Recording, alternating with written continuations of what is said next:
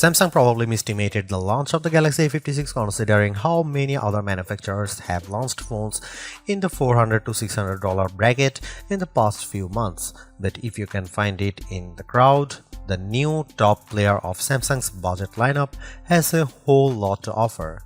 As a full-sized phone with plenty of storage and attractive display, some of the AI features that set Samsung's flagship phones apart, and most importantly, a price that's remained stable since last year.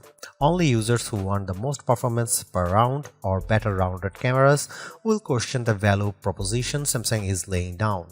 But with the new Google Pixel 9a and outgoing Pixel 8a, not to mention the Nothing Phone 3a Pro and the iPhone 16e all vying for your attention, why would you go for the Samsung made option? Check out our video of this Galaxy A56 review and you will learn why. You will have to part with $499 to get Galaxy A56 depending on where you are viewing this. Whichever currency you are spending, you are getting to 56 GB of storage by default.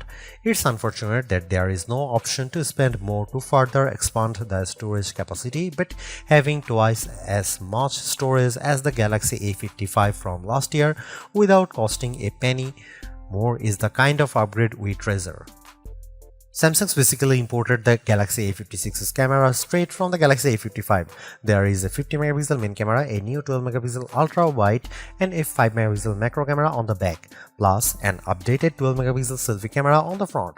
The new front camera's lower res sensor than the 32MP one previous Galaxy A models features, but one which Samsung promises offers improved low light performances as well as adds HDR video support.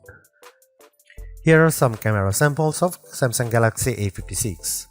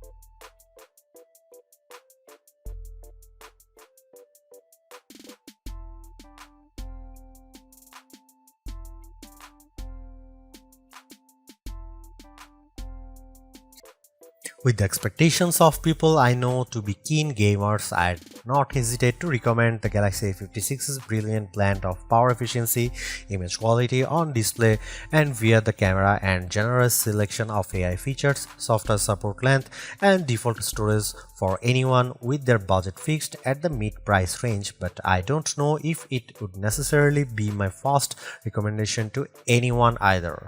The best advice I can give about deciding if you want a Galaxy A56 is how happy you are with a jack of all trade phones.